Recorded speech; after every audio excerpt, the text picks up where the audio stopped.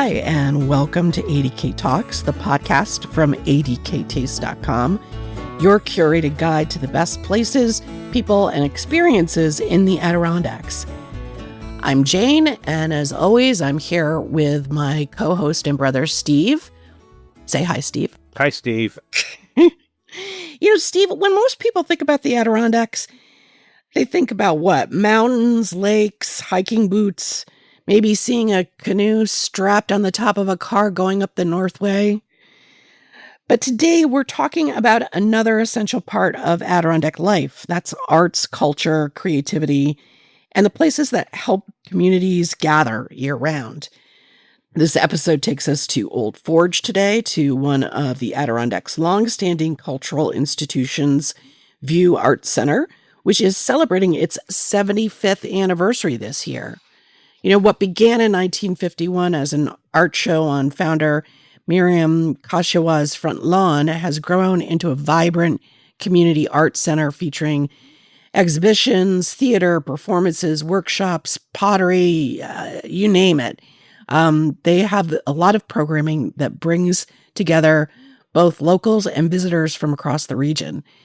Today, we'll talk about the story behind View, why arts organizations matter in the Adirondacks, what makes View uniquely View, if you could see me, listener, I'm making air quotes, within the Adirondack cultural landscape, and some of the special programs and exhibitions people shouldn't miss during this milestone anniversary year. Joining us today are Bernie Sunderland, the Executive Director of View Arts Center, and Travis Kiefer, Director of Operations. But their roles expand beyond those very simple titles. Like many organizations here in the Adirondacks, they wear lots of different hats. So we're going to hear lots of perspective from them too. Bernadette and Travis, welcome to ADK Talks. Thank you. Yeah, thanks for having us. Let's start, maybe Bernie and Travis chime in too. For listeners who are unfamiliar with View, how would you describe the organization today? I would describe it as a vibrant, multidisciplinary arts center that serves both a creative hub and a community anchor in the heart of the Adirondacks. We offer year-round exhibitions, performances, workshops, and educational programs that welcome people of all ages and backgrounds. What does reaching 75 years mean to the organization? Well, it's a milestone, to say the least, and it's a moment of reflection. It affirms the vision of the founders of Miriam and believed that a small mountain town deserved a thriving arts center, and it honors the generations of volunteers, artists, donors, and community members who carried that vision forward. That's amazing. Let's talk a little bit about how the whole thing started. It was an art show on Miriam's or Mernie's front lawn. Is that right? Yeah, in 1951, the first Central Adirondack Art Show was on her front lawn with chicken wire and twigs from a tree.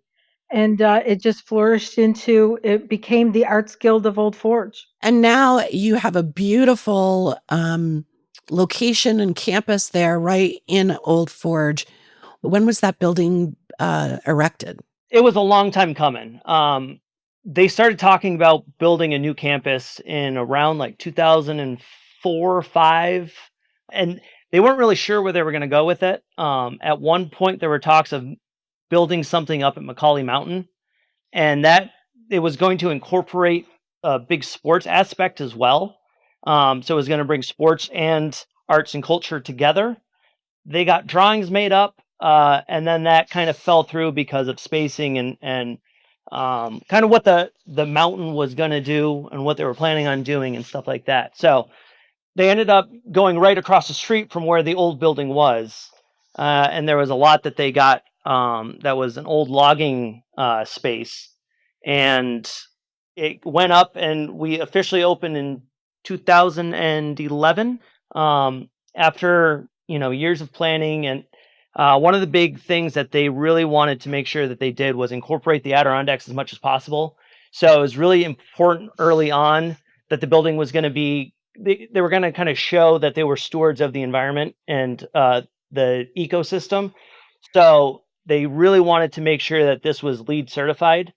So when they were building it, they painstakingly went through to make sure that they were adhering to those guidelines as much as possible to make sure that we got a silver certification, which for a building of our size and an organization of our size is about as good as you could have done. So that was really important. And so we've been here for 15 years now, and we're continuing to try to increase our numbers and attendance and participation. And we're always looking for new ways to bring more people in. What do you think, Mernie? I'm going to assume that Mernie was no longer with us when the building opened. What would she say about it? She was there. She was there? When I started in 12 years ago, she would come in, get in her wheelchair, motorized wheelchair, and ride up the elevator and come and give us oranges or apples. And, she was still around and very into everything that we did here. That's so awesome. Yeah. She passed away in, I think, 2017. So she had a few years to see kind of her vision kind of play out. Does that still influence decisions you make and things that you do at VIEW? I think so. And about 6 years ago, the Founders Award was started, underwritten by a big supporter of VIEW, and we honor someone every year that is a big supporter of VIEW in her name. So yeah, we talk about Mernie a lot. That's awesome. And what she'd want. Yeah. That's great. Because she was around for so long, there were, and friends with a number of artists, there were a lot of people who made portraits over the years and stuff like that. So we kind of have them all over the building. Some are in more conspicuous spaces than others, but she definitely still has a presence here, both in name and kind of on the walls. That's awesome. I love that. What role do you think the arts and culture play in Old Forge and Adirondack communities in general? I think it's important that we're looked upon as not just, like you said, hiking and boats and, entertainment of sorts, but as a cultural center as well, and as an economic engine. And we certainly are. We have visitors who come strictly for some of the exhibits that we show. And, they're always asking, where can I go to lunch? Where can I stay? We have started a number of conferences so that we get people here and stay in town. So I think we're important to this region. And it's something that some people are very surprised when they walk in that is in the middle of the Adirondacks. Yeah, absolutely. I think it's important to remember, because my family has had a couple different souvenir shops in town. And so I kind of grew up working and dealing in the tourism spectrum here. I also bartended and waited tables, and I would always get asked or told, like, it's got to be so great to live here and grow up here. And I always told them that, like, when people come up, they don't realize that they don't have responsibilities when they're here. They're on vacation. They're enjoying things. For a lot of the people who work here, we live here. And for a lot of the jobs, we're working either 9 to 5 or 6, 10 to 7 or 8 or 9. In the hospitality, you're working maybe noon to 9 every night. So we don't necessarily get to enjoy the same things that they're enjoying while they're here and visiting. So I think having something like VIEW where, people actually live here and the arts and culture are a big segment of a lot of people's lives. So having the ability for people who live here and are working, who might not be able to enjoy everything that somebody here for a weekend gets to, having something like that, a major staple in the community, I think is really important. That's so important and so well said, Travis. Thank you for that. That kind of leads me to ask about, the breadth of the programming at VIEW. Obviously, you have exhibitions, but I was really surprised at the breadth of things you offer: classes, workshops, performances. Can you talk a little bit about that? We work all winter long on scheduling things for the upcoming season. And, we're one of the places where you can see art, make art, and experience art all in one day. With our workshops, our pottery studio, we have 10 wheels And we have independent potters that come in every day. We have all sorts of classes in jewelry and high-end things, and also crafty things that you just feel like coming and making something. And we have performances, wonderful performances. We have a lineup of classical performances this year, as well as we have Seven Wonders, who is a tribute band to Fleetwood Mac. And we have a children's theater for the third year, Missoula Children's Theater, where they come to camp for the whole week, and then on Saturday they have two performances of the play that and that's from kids ages, I believe, 6 and up. So we have a plethora of options for people in all ranges of view. When we were across the street in our old building, it was mainly a one-room facility. There were a couple little classrooms around the building, but it was mostly one room that could have performances. It could have an art installation, could have workshops, but it couldn't really have them at the same time. So that was really important when they were building this place. This new building, was that they'd have dedicated facilities to do all of that at once. I think now there are times when we kind of curse those people who were deciding that, because with the space means we got to keep going. And a lot of people in our space, our field, our neighboring institutions, whenever we go to conferences and talk to them about everything that we do, they kind of look at us with wide eyes and say, why? Why don't you just focus on something? And fortunately and unfortunately, we don't have that luxury, but it forces us to continue to try to build what we have and bring more and more things here. And again, hopefully it connects with the community in good ways. Yeah, I was just going to say that, to your earlier point, it really provides an outlet for folks who are here year round. I mean, people who are busy in the summer, and, winters are long here, as we all know. So that's really great. What are some of the special exhibitions coming up that our listeners should know about? Well, this Friday we have our summer opening, and we are really blessed to have a exhibition of Stickley furniture, historical as well as new. And we're really very excited over that. And the rest of the galleries are housed with artisans, either invited or juried, of crafts. The art of craft, it's called, our whole. And we also have a member gallery strictly for our members of View who are artists. So we're really pleased. They're just in the installation part of this exhibit, and it's stunning. And we will be having opening reception on Friday from 4 to 6, and that is open to the public. So we're really excited about that. And then after that, we will have our annual ANEAW, which is our international juried show of our watercolors. And that is in our 45th year. And we're really excited about that as well. We bring in between 80 and 100 juried artists' paintings in that show. And then we move into our quilt show in the fall, and then we will move into a winter show. So we're busy constantly. We have 5 major shows a year, exhibitions a year, with supplements. So that's really exciting for us. And those shows are always interesting to see where we're getting pieces in. I think our quilt show really kind of took a much more international approach during COVID. And I don't know if it was intentional on our part or if people were just looking for shows. But after COVID, we started getting some submissions from places like Australia. It just adds a new perspective to kind of what American quilts, Northern quilts, the people that we were typically getting. It kind of brought a little new flavor to it, to see what other people around the world were doing.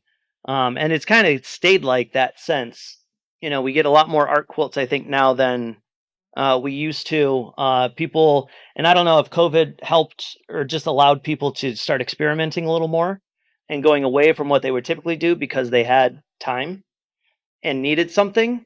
But yeah, it's been interesting to see the progression of, and I think the watercolor is the same way, the progression of art since the time period that most of us would like to forget. Right. Why don't you guys share your URL code with the listeners so I'm sure they can access the schedule for all these upcoming events? Yeah, so our website is viewarts.org. Your site's great too. I mean, in addition to having, your schedule of events and programming, it also gives somebody, before I visited View, I was reading about you on your website, and to see your campus is really impressive. So definitely, listener, check out the website for sure.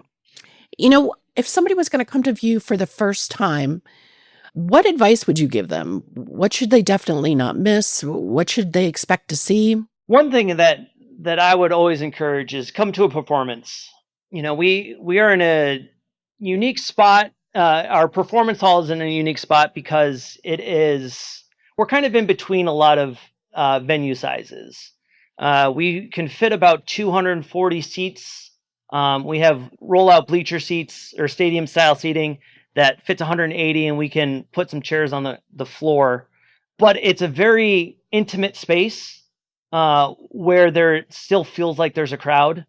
I've been to places where, it'll fit 50 people and it just seems small.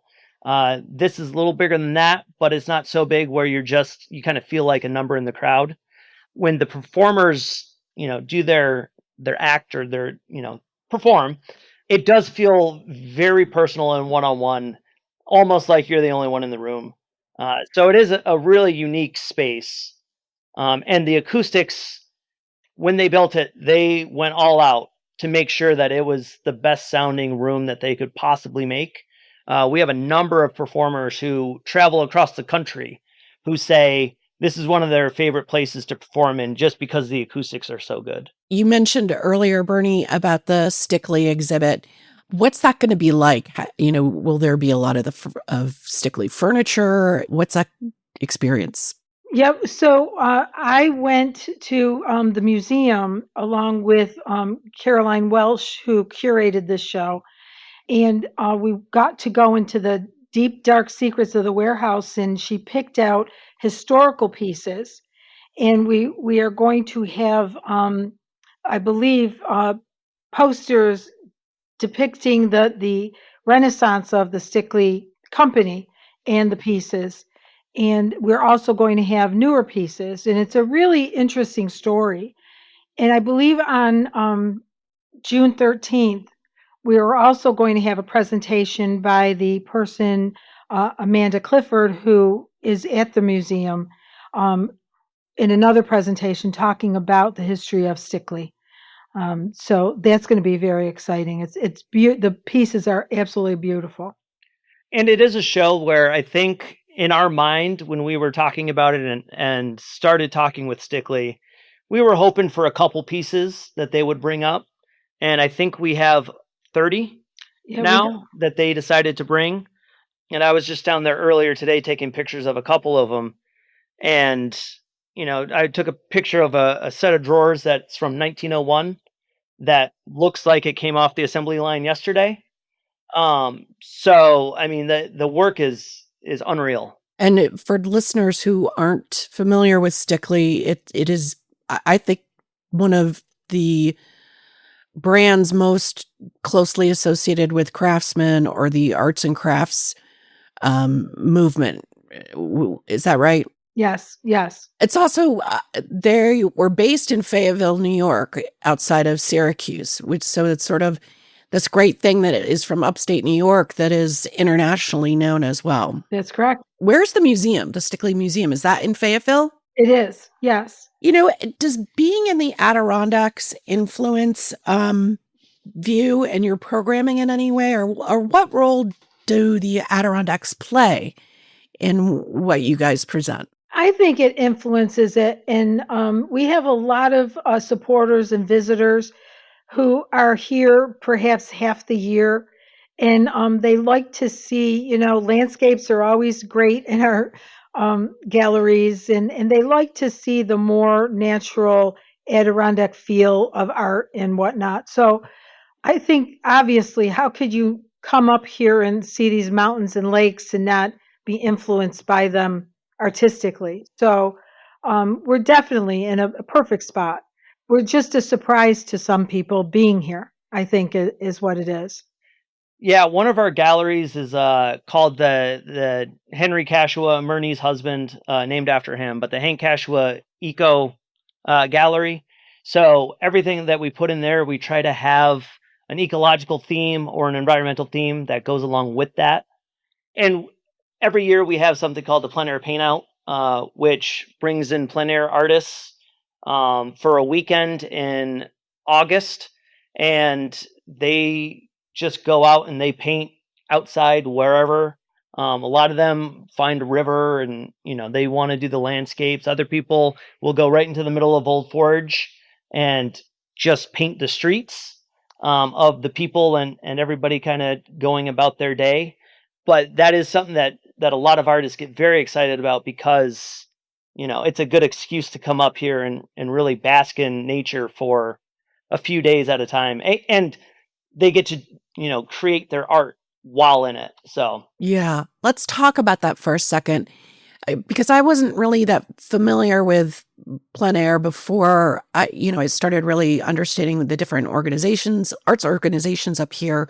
And there's actually a lot of those kind of events in the Adirondacks. What is plein air for listeners who may not know? So plein air means painting outside, I believe. I don't know if that's the literal meaning, but anyway. So what we do is we have about 4 days, 3 or 4 days of artists come in. We have to cap it at 50 because we get applications for more than that. And as Travis was saying, they come, they have a little bite to eat in the morning and then they go out and they paint. And what we ask of them is if they want to be part of it, that we have an auction on Saturday that they donate at least one piece for the auction. And it is a fundraiser for us because although we're nonprofit, we do need, funds to keep the lights on. And in return, we sometimes, we feed them. And we also give them a place to have some of their pieces on consignment throughout the week so that they can sell them here. And, people can take notice of their favorite artists and who comes. So that's one of the things we like to give back because we know what they're doing for us as well. And we wouldn't be here without them. So, yeah. So, but you're right. Plein air has kind of popped up.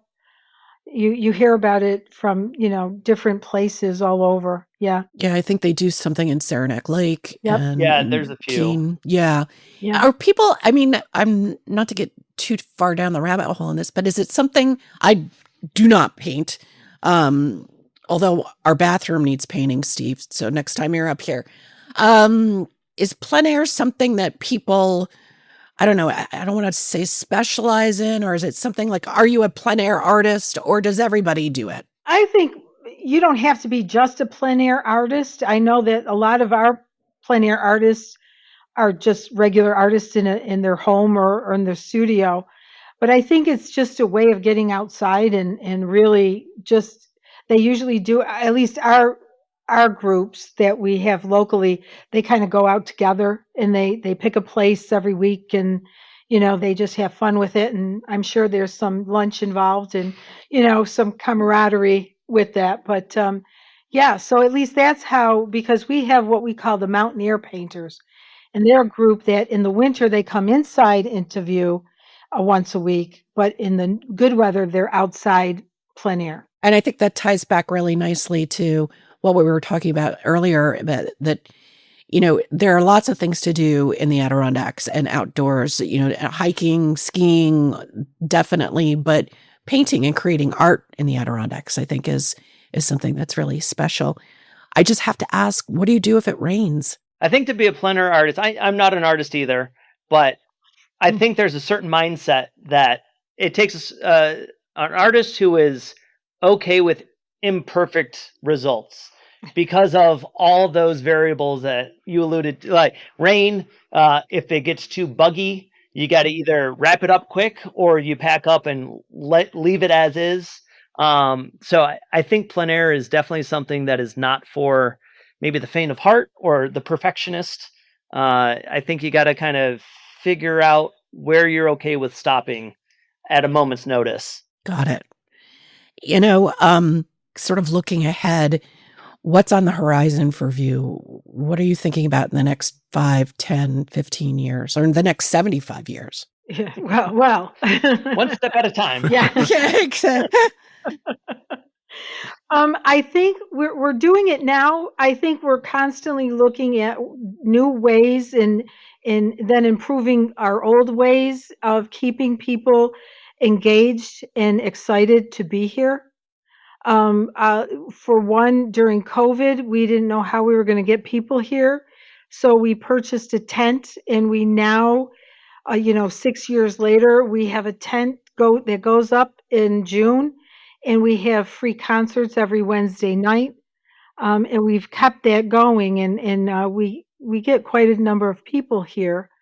So we're always thinking of innovative ways to just keep it fresh and lively with our performances, with our pottery studio, quilt. We now have a quilt conference every year. So that's kind of what we're trying to do. And the building, although it's beautiful, it's 11 years old. It's 15 years old. So, things are starting to break. And so we have to fundraise, and we have to look to our major sponsors and supporters. And we're fundraising all the time. So we're always looking at new ways to do that. And so we're trying to do the things that we know we can do well, and think about new ways to do other things. Well, and like most cultural organizations or nonprofits, I think our demographic is getting, a little up there in age, maybe. So one of the things that we're always kind of looking towards the horizon and like, what are we doing for that next group of people coming up who are looking to get involved or looking to, maybe have the time and the means to maybe support a nonprofits throughout the areas, or want to get into the arts, or, recently retired people who are looking for new hobbies.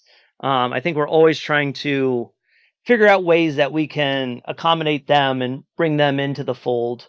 Because I think we always say, like, once we get you in the doors, odds are you're going to get hooked, because the building that we have and the programming that we have is good. I mean, it's quality stuff that I don't think everyone thinks about all the time.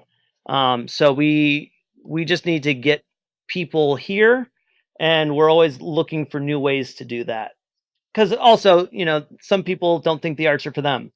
And so there's some convincing that the arts can be for everybody. You just might not know it yet. Is there something that you can share sort of behind the scenes that people wouldn't necessarily know about but might be surprised by? A good example I always use is our exhibitions. How much time and work and effort and planning goes into each one. I think it's easy to walk into any gallery and say, oh, they hung some paintings on a wall. I can do that. I've hung a painting before. I've hung a poster.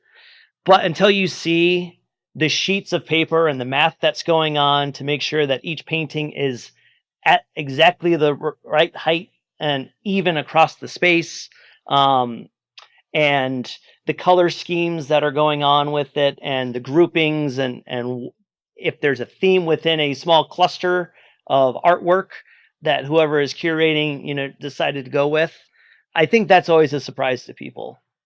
And the number of volunteers it takes to hang a lot of our shows that come in, and the hours that they spend hammering away and things like that.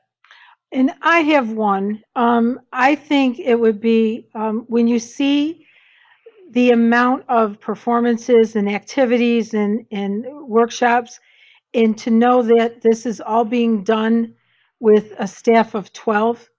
I think that's a surprise to some people who don't know us, and because I'm totally so proud of the staff here. They're young and energetic and motivated, and to do what we do and how many performances and activities and fundraisers that we do with such a small staff, I think is be surprised to people. That is a familiar theme across all different types of businesses and organizations and people that we talk to. I certainly have heard that from the folks at the Hyde Collection in Glens Falls. Had a similar story about that. We just spoke with the Depot Theater in Westport, and they talked about, again, with a lean staff, how they select the plays and how far in advance they're thinking about programming. We had a fishing guide on recently who talked about all the different things he does beyond helping his customers catch the big fish. He's also helping them figure out where to stay, where to eat, all those things too. So, we've said this many times on this program, and at the beginning of this episode, people wear a lot of hats here, and they're scrappy. So that's awesome to hear. Two things that we haven't talked about. You guys have a really nice nature trail behind the view too. What's that all about? That was something that was envisioned when they built the building. That was always part of the initial plan. Mernie's original plan was to have a place where you could kind of wander out and get, not lost, because it's a closed loop and not very big, but get lost in nature. And unfortunately, right behind our building is a wetland.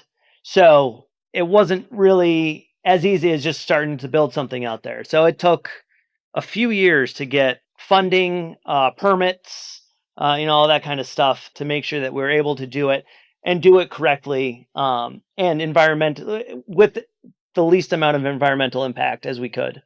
And it's about 453 feet around, but it doesn't take long to forget where you are, because it is right out in the middle of the woods. You have a stream that's going underneath the entire thing. There's endless amounts of wildlife out there. Every summer we seem to have a bear that likes to hang out on the walkway. So that's always a little nerve-wracking. And it's always fun when deer are just hanging out and you walk by and don't see them and you just hear crashing trees as they skitter off. That gives you a nice little jump scare. But yeah, it's a good low impact way to kind of just feel like you're in the wilderness. And actually in June, this is kind of a hidden gem that we can't really advertise because we never know when it's going to happen. But it's kind of like firefly mating grounds out there. So towards the end of June, there are tens of thousands that gather and just kind of light up the walkway. So it's usually right when our interns get here. I just stumbled upon it one night after a wedding a couple of years ago, and it was incredible. So I always tell our interns, I don't know when, but if you come every night, you might be able to see this thing happen that I promise you will not see anywhere else. That's really neat. I might have to get out there in late June and see if I can catch it. I love fireflies. I'm fascinated by them. So that's really cool. I think Bernie talked earlier about that there's artwork for sale at the View. Can you talk about, somebody wants to bring the art home? What ways do you help them do that? Sure. If we're in our exhibits, we love when artists submit work that is for sale, and we put it up, and there's a commission basis that the only thing that we ask is that the artwork stays up for the amount of time that the exhibit is up. So once the exhibit comes down, they either come and get the art or we mail it to them. So again, it's a way of giving back to the artist as well as having some revenue for putting up those exhibits. And you guys also have a shop at View too, correct? We do have a gift shop, and right now we have actually purchased some Stickley smaller items that are in that gift shop. We try to purchase as many local artisans or, at least American-made artisans that we can. We have pottery and we have jewelry. and we try to get some very unique things in our gift shop as opposed to the souvenir shops that are in town. So it's an eclectic range of items in there. That's great. Well, this has been really interesting to learn more about all the incredible stuff that you're doing at View and what's coming up in the future and how people can take advantage of really having a great experience there. We like to ask our guests in every episode to share with our audience what their favorite place is in the Adirondacks, sort of doesn't necessarily have to be hidden, but what their favorite gem is. And it can be anything. It can be a hiking trail or a paddle. It can be a donuts shop or ice cream stand or microbrewery. But, what's one of your favorite places to visit or to tell friends or people who may not be as familiar with the Adirondacks that they shouldn't miss? And I'm sorry, but you can't say View. So, Bernie, do you want to start? Sure. And Jane, since you told me I could say more than one, I will say two.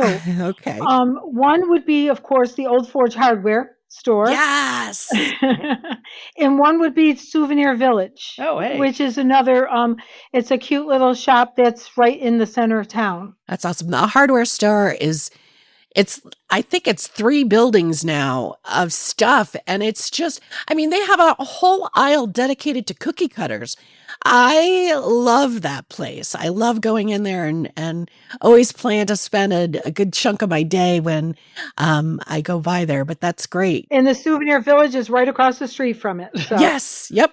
I've been in there too. That's great too. The owners are kind of a pain. It sounds like you know from experience, Travis. That is my family's shop. So yeah. Right. That's what I figured.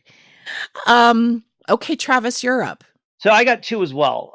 One is the skating rink in Lake Placid. I think every time I go in, just walking through the halls before you get to the rink, I always get goosebumps. And then I always find myself taking a deep breath before opening the doors to go in. As a sports fan, it's one thing to just kind of be in that space. You're talking about the Herb Brooks Arena? Yeah.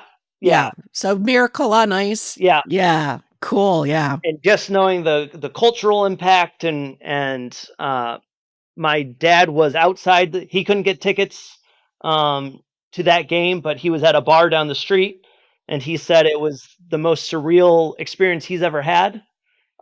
Just because everybody on the streets was on the same page all night, imbibing way too much celebration. But just walking through and I always just hear Al Michaels in my head with the "Do You Believe?" and so that's always a very cool place to go into. And the other place I would say is the Strand Theater, the movie theater in Old Forge. That's always something I think we take it for granted now, just how cool it is. But every time we walk through with somebody new, they are kind of just in awe walking through the halls and seeing all the old cameras and the vintage, film and just movie memorabilia. And I think that's just one of those things that we take for granted in Old Forge that is definitely, again, an experience that you don't really get anywhere else. Yeah, I popped in there last summer. When I'm in Old Forge, I'm not there to go to a movie. But it's great that we have movies there. And small movie theaters in the Adirondacks, because I think they're all independently owned. I'm getting off on a tangent though. But they'll let you come into the lobby and walk through the halls and see all of those, vintage cameras and equipment and all the memorabilia. And it's almost like a little mini museum. It's such a cool spot. So those are great things. Thank you for those. Well, this has been a great conversation, Bernie and Travis. Thank you so much for sharing more about View with our listeners. And I can't wait to get back there. Welcome, and please come. Yeah. Come on Friday if you can. So. Yeah, I'd love to. Definitely. All right. Take care and have a great summer. And another great 75 years. Thank you. Yeah, thanks, Gene and you. Steve. Thank you. That's really such a dynamic organization It is. view, and all the things they do. And with 12 people, it's incredible. All of that programming year round with, that a relatively lean, mean fighting machine team. That's awesome. Yeah. I'd highly recommend people take a look at their website. It gets a full view of everything. No pun intended. And that's viewarts.org. We only had them say it once today. We should have had them throw it out there a couple more times. But it's, they have, and the programming is both, it's regional or even national, and as they mentioned with the quilts, international, and maybe the watercolors too. But then a lot of stuff that's local. Yeah. They do an ice cream social, and it's a nice blend of local and regional and national stuff. So it's for a small community, it provides a lot of variation of presentations. Exactly. Listener, we hope this inspired you to check out View if you haven't already. It's really another gem in the Adirondacks, and they're doing great stuff there. In the Western Adirondacks, where Western Central Adirondacks, not just so much of what we talk about is more central or Eastern. I was literally thinking about that just a second ago. I think this is the first time we've had anyone from Old Forge on the podcast, and it's kind of the Western gateway to the Adirondacks, and it's a bigger town than one might think. Listener, thanks for tuning in again. If you like what you heard, please subscribe to our podcast on Spotify or Apple or wherever you get your podcasts. And if you really liked it, we'd appreciate a review. It helps other people find all the great content that we provide about the Adirondacks. And if you have a comment or question, Steve, what should a listener do if they have a comment or question for us? Keep it to themselves. No. If you have a comment, a question, concern, you may reach out to us. info@adktaste.com. Yep. And we'll be happy to read it. And if it's negative, we'll let Jane read it. You'll let me read it. And you may hear it on the air when we do another reader mailbag. It's true. And while you're there, check out all the great content we have on adktaste.com.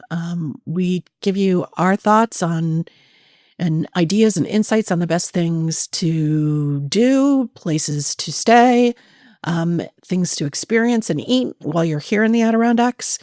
And subscribe to our newsletter, and you'll never miss a story or our news. It comes once a week, so we don't spam you, and it's a good thing to do. All right, Steve Areno. For now, that's all we got. Take care and see you out there. Bye-bye.